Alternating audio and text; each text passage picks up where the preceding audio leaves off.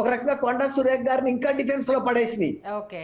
నాకంటే ఇంకో డౌట్ ఇక్కడ వాళ్ళు అంటే కనుక అగ్రెసివ్ గా మాట్లాడుంటే ఈ కొంత నారాయణరెడ్డి ఒక గారు అంటే గ్రౌండ్ ఒకటి దొరికేది. దుర్గా కుమార్ గారు అంటే చాలా మంది అంటే పబ్లిక్ అడిగింది ఏంటంటే మీరు వాళ్ళ మీద వేశారు, మీ ఎదుగుదల సాఫీగా సాగిందా అని వాళ్ళు మిమ్మల్ని క్వశ్చన్ చేస్తుంటే ఒక మినిస్టర్ గా ఉండి ఇప్పుడు వాళ్ళకంటే ఇది అవకాశం కాకపోతే ఇంకొక అవకాశం వస్తుంది, మీరు దాన్ని రిసీవ్ చేసుకోవడానికి రెడీగా ఉంటారా అంటూ సామాన్య ప్రజలు ప్రశ్నించడం జరిగింది. నిజంగానే అడుగుతారమ్మా, నేను అడుగుతారమ్మా, అడుగుతారు.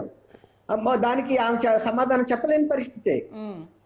నేను ఇందాక మాట్లాడినట్టుగా ఒకటి గ్లామర్ ఫీల్డ్, ఒకటి పొలిటికల్ ఫీల్డ్.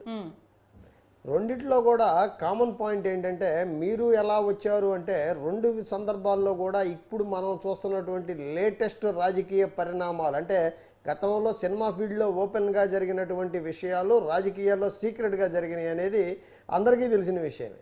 అయితే రెండు సందర్భాల్లో నేను చెప్పాలనుకుంటుంది అంటే వంచనకు గురి కాకుండా మహిళ ఎదగలేదా, అది జరుగుతున్నది అదేనని నా అభిప్రాయం, వ్యక్తిగత అభిప్రాయం. రెండోది ఇంకోటి ఏంటంటే రెండు చోట్ల 100% వాళ్ళు ఏమైందంటే ఇప్పుడు చాలా మంది మహిళలు వస్తున్నారు, ఫీల్డ్ లో ఉంటున్నారు, కష్టపడి ఎదిగిన వాళ్ళు ఉన్నారు. అది నేను వ్యాఖ్యానం చెప్పాలి అంటే దానికి సినిమా ఫీల్డ్లో మరి రోడ్డు మీద కాస్టింగ్ కోచ్ అని రోడ్డు మీద ధర్నాలు చేసిన వాళ్ళని వాళ్ళల్లో వాళ్ళకి జరిగినటువంటి అన్యాయాలని వాళ్ళు మా అసోసియేషన్లోనో ఇంకో చోట కూర్చోబెట్టి మాట్లాడుకోనో వాళ్ళ వివాదాలు వాళ్ళు పరిష్కరించుకున్నారు, వీళ్ళ వివాదాలు వీళ్ళు పరిష్కరించుకున్నారు. ఇక్కడ ఏంటంటే ఏ రంగంలో ఇప్పుడు మనం ఆదిమూలం గారిని చూసాము, లేకపోతే దువ్వాడ శ్రీనివాసుని చూసాము, ఇక్కడ జరిగినాయి ఇక్కడ మూసేసుకున్నారు, అక్కడ జరిగినాయి అక్కడ మూసేసుకున్నారు.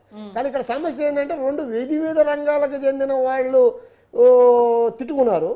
మామూలుగా జరిగేది ఏంటంటే ఒక మహిళ మీద అత్యాచారమో లేదా మహిళ మీద అవమానకరమైన విషయాలు జరిగినప్పుడు మగోళ్ళో లేకపోతే ఇంకో సంఘాల్లో వచ్చి చేసేదానికి ఇక్కడ గమ్మత్తు ఏంటంటే టార్గెట్ చేసినామా మహిళ, టార్గెట్ అయినామో మహిళ, టార్గెట్ చేసినామో బీసీ, టార్గెట్ చేయబడినామో బీసీ. ఇక్కడ బీసీ అనే పదానికి ఇద్దరు మాట్లాడడానికి అర్హత లేదు. అది ఒకటే. అయ్యా అన్నపరెడ్డి గారు, చెప్పండి. అన్నపరెడ్డి గారు, అమ్మ సంధ్య చెప్పండి. ఆమె సమంత ఇంకా మాట్లాడితే ఎస్సీ అండి, ఇంకా ఆమెకి ఇంకా ప్రొటెక్షన్ ఉంది, మోర్ ప్రొటెక్షన్. కనుక ఆ కాలం తీస్తే పక్కన పెడితే ఇప్పుడు అన్నపరెడ్డి గారు నా ఉద్దేశం ఏంటంటే మహిళలు ఎదగాలంటే అంటే కాస్టింగ్ కోచ్ కావచ్చు లేకపోతే కమిట్మెంట్ కావచ్చు వాట్ ఎవర్ ఇట్ మేబీ ఇది లేకుండా ఎదగలేరు అని అంటే ఇప్పుడు మరి ఎదిగిన వాళ్ళందరికీ ఆయన ఆపాదిస్తున్నారు. దీని ఎంతవరకు మరి మనం స్వాగతించాలి? అంటే ఒక మహిళగా నేను దీన్ని యాక్సెప్ట్ చేయను, మరి ఆయన స్టేట్మెంట్ ఇచ్చారు, దీని గురించి మీరేమంటారు? నేను అందరికీ ఆపాదించట్లేదు, అవకాశాలు వెతుక్కొని వెళ్లే వాళ్ళ గురించి మాట్లాడుతున్నాం. దగ్గరదారులు వెళ్ళాలనుకున్న వాళ్ళకి ఇది వర్తిస్తుందేమో కానీ ఇవాళ ఇప్పుడు నేను మొన్న దువ్వాడ కాన్సెప్ట్ చూసాము. ఆయన ఏమంటాడు, నా భార్యని నేను పంపించాను, నేను ఇది చేశాను, నేను ఆమెను ప్రోత్సహించానని ఆయన చెప్తున్నాడు. మేమిద్దరం కలిసి పనిచేసాం, మేమిద్దరం దగ్గర అయినా ఉన్నప్పుడు తప్పులేదు అన్నప్పుడు ఇక్కడ ఏంటంటే అందరూ అలా ఉంటారనేది నా వ్యక్తిగత అభిప్రాయం కాదు. కానీ మెయిన్ ఏంటంటే తమ ఎదుగుదలకి వాళ్ళు ప్రతి ఒక్కరూ ఖచ్చితంగా అంటే ఓపెన్ గా ఆత్మవంచన చేసుకొని ఇష్టం ప్రతి ఒక్కరు అని చెప్పలేము. Talent versus short cut, talent versus talent లో ఎదిగే వాళ్ళకి క్రమేపీ కొంత పడుతుంది. షార్ట్ కట్ లో కావాలనుకున్న వాళ్ళు వచ్చినప్పుడు దాన్ని అవకాశాన్ని తీసుకునే వాళ్ళు కూడా ఉంటారనేది ప్రతి రంగంలోనూ ఉన్నదే. అదే సమయంలో ఇందాక ఒక మాట వచ్చింది ఏంటంటే పవన్ కళ్యాణ్ గారికి ఎవరు రాలేదు, నాగార్జున గారికి వచ్చారు అని. నాగార్జునకి పొలిటికల్ అఫిలియేషన్స్ లేవు, నాగార్జున వ్యక్తిత్వం ఇస్ డిఫరెంట్. పవన్ కళ్యాణ్ గారికి పొలిటికల్ అఫిలియేషన్స్ ఉన్నాయి, దానిలో కొన్ని రాజకీయాలు ఉన్నాయి. వాళ్ళు ఇంటర్నల్ పాలిటిక్స్లో రాలేదనుకుందామా?